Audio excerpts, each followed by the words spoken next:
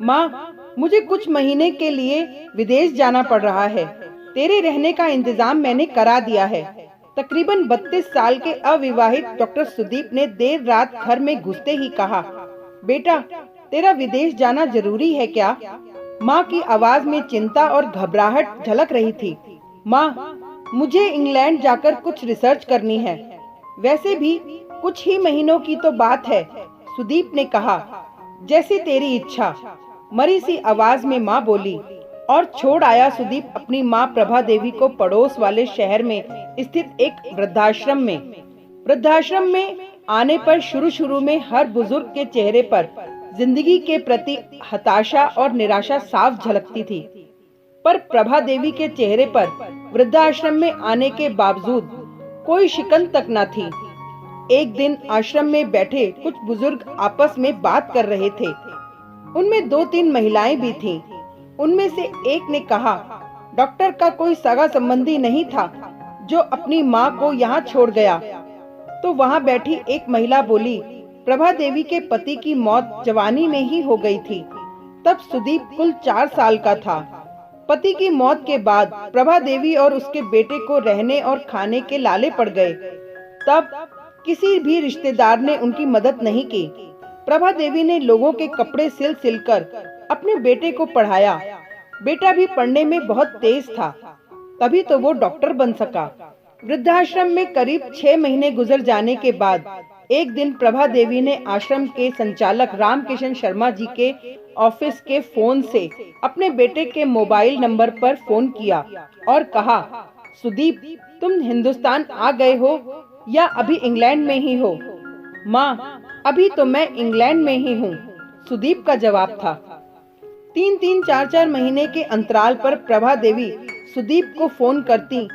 उसका एक ही जवाब होता, मैं अभी वही हूँ, जैसे ही अपने देश आऊंगा तुझे बता दूंगा। इस तरह तकरीबन 2 साल गुजर गए। अब तो वृद्धाश्रम के लोग भी कहने लगे कि देखो कैसा चालाक बेटा निकला, कितने धोखे से अपनी माँ को यहाँ छोड़ गया। आश्रम के ही किसी बुजुर्ग ने कहा, मुझे तो लगता नहीं कि डॉक्टर विदेश गया भी होगा, वो तो बुढ़िया से छुटकारा पाना चाह रहा था। तभी किसी और बुजुर्ग ने कहा, मगर वो तो शादीशुदा भी नहीं था। अरे, होगी उसकी कोई गर्लफ्रेंड, जिसने कहा होगा पहले माँ के रहने का अलग इंतजाम करो, तभी मैं तुमसे शादी करूंगी।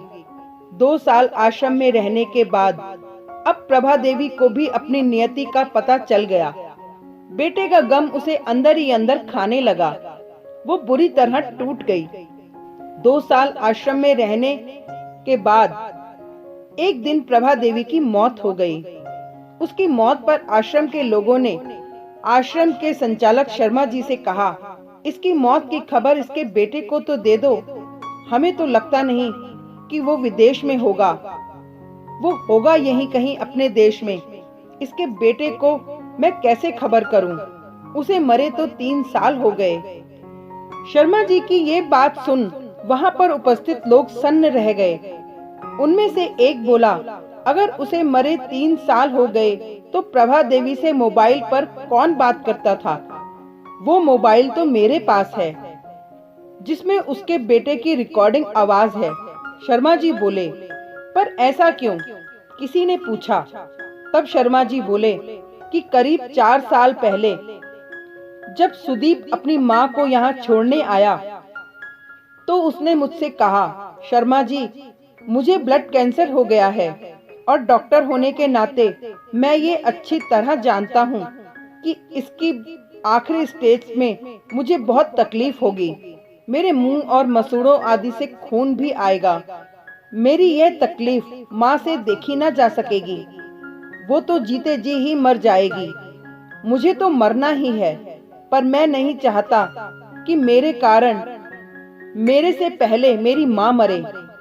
मेरे मरने के बाद 2 कमरे का हमारा छोटा सा फ्लैट और जो भी घर का सामान आदि है वो मैं आश्रम को दान कर दूंगा।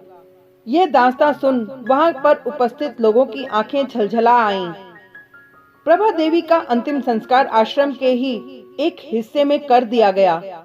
उनके अंतिम संस्कार में शर्मा जी ने आश्रम में रहने वाले बुजुर्गों के परिवार वालों को भी बुलाया। माँ बेटे की अनमोल और अटूट प्यार की दास्तां का ही असर था कि कुछ बेटे अपने बूढ़े माँ बाप को वापस अपने घर ले गए। Thank you.